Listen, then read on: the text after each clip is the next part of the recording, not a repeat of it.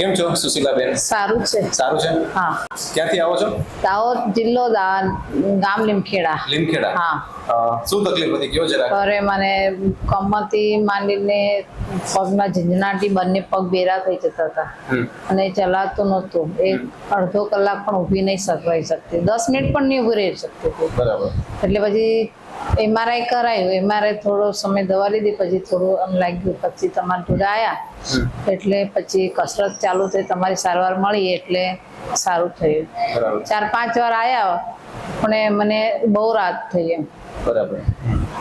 આપણે પહેલી વાર આવ્યા ત્યારે કેવી રીતના આવ્યા હતા? પહેલી વાર આવ્યા તો મને એવું થતું હતું કે સુધરી કે નહીં, કે આવી તકલીફ રહેશે તો શું કરી. બરાબર. મને આવીને આવું રહેશે તો મારે શું થશે, ઓપરેશન કરવાનો વારો આવશે તો શું થશે મારું. આવી ચિંતા થતી? ચિંતા થતી હતી, બહુ જ ચિંતા થતી હતી. પણ ભગવાન જેવા તમે મળ્યા મને તો મને સારું થઈ ગયું. તમે જયારે પહેલી વાર આવ્યા ત્યારે વ્હીલચેરમાં આવ્યા હતા? હા. બરાબર.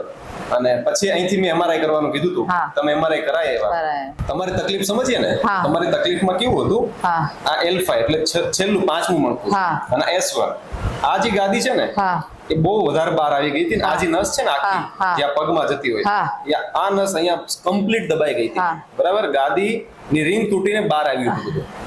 એ તો વિંસવાળા સાહેબે પણ અમને કીધું તમને સમજાય કે બહુ ઘસારો થઈ ગયો, વધારે પડતી તકલીફ છે. બરાબર. એટલે આવી તકલીફમાં તમે ચાલી જ નહોતા શકતા, તમે વ્હીલચેરમાં આવ્યા. ઠીક છે. આપણે જે સારવાર કરી ને, આપણે સારવારમાં શું કર્યું કે જ્યાં આ આખી કેનાલ હતી અહીંયા, જેમાં તમારી નસ દબાઈ ગઈ હતી ગાદી ખસવાના કારણે, આપણે એડજસ્ટમેન્ટ જે કાંઈ હતું બધું કરીને આ નસને ફ્રી કરી છે. બરાબર. આ નસ ફ્રી થઈ ગઈ એટલે તમને જે તકલીફ હતી ચાલવામાં, ઉભા રહેવામાં, સતત દુખાવો રહેતો હતો, ઝંઝણાટ, ખાલી ચડે, આ બધી વસ્તુમાં રાહત થઈ ગઈ. બરાબર. પહેલા તો મને આ પગ આખો બેરો થઈ જતો હતો અને ચાલી નહીં શકતી. બરાબર. ચલાતું જ મારો છોકરો ટેન્શનમાં હતો કે હવે શું થશે, મમ્મીને ઓપરેશન કરાવવું પછી શું થશે. બરાબર. અને ડોક્ટરોને કેટલા ડોક્ટરોને બતાવ્યું હતું? વિલ સાહેબને જ બતાવ્યું, વિન્સ હોસ્પિટલમાં જ બતાવ્યું. હા. એમણે શું કીધું હતું? એમને કીધું કે બહુ દબાણ છે નસ અને ઘસારો બી વધારે છે, ઓપરેશન કરવાનું કીધું. ના, ઓપરેશન તો કીધું આપણે જોઈએ. બરાબર. કે દવા હમણાં ચાલુ રાખો 1-2 મહિના, પછી જોઈએ. પણ પછી તમારી કસરત મળી, સારવાર તમારી મળી એટલે મેં ધીમે ધીમે દવા ઓછી કરી. અને હવે બધું કરી શકો છો? હા. નોર્મલી ઘરનું કામ કરો છો? બધું જ કરું. બરાબર. ઘરના કામમાં શું શું કરો છો? રસોડું 2 કલાક તો રસોડામાં જાય, 10 માણસનું રસોડું કરવાનું.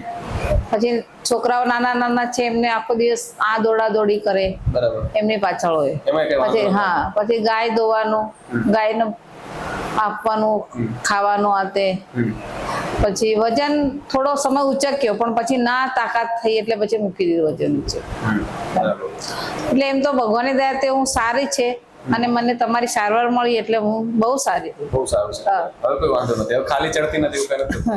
એમને તકલીફ થયા પછી હું દેખીને હું પોતે ગભરાઈ ગયો હતો.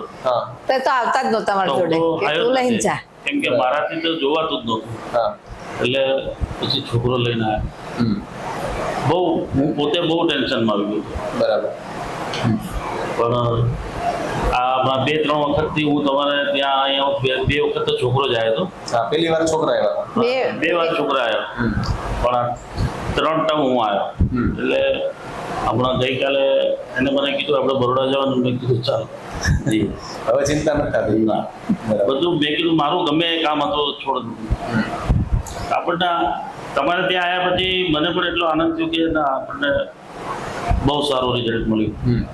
હવે અત્યારે છે ને તમારા જેવા ઘણા દર્દીઓ છે બહાર, બરાબર, જેમને આવી તકલીફ હોય, ડોક્ટરે ઓપરેશનનું કીધું હોય, ચાલી જ ના શકતા હોય અને કમ્પ્લીટ બેડમાં જ હોય, પથારીમાં હોય, તો એવા કોઈ દર્દી જો તમારી જેવી તકલીફ હોય તો એમને તમે શું કહેવા માંગો?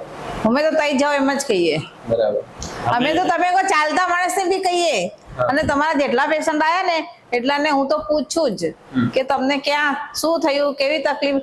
એક તો લુણાવાડાના સાહેબ હતા, પછી એક પેલા આણંદના એક બેન હતા તે વખતે, પછી આજે એક પેલા બેન. હમણાં જેટલા તમારા પેશન્ટ આવે એમને જોડે હું બધા જોડે વાત કરું કે તમારે અહીં આવ્યા પછી કેવું થયું, કેવું રહ્યું.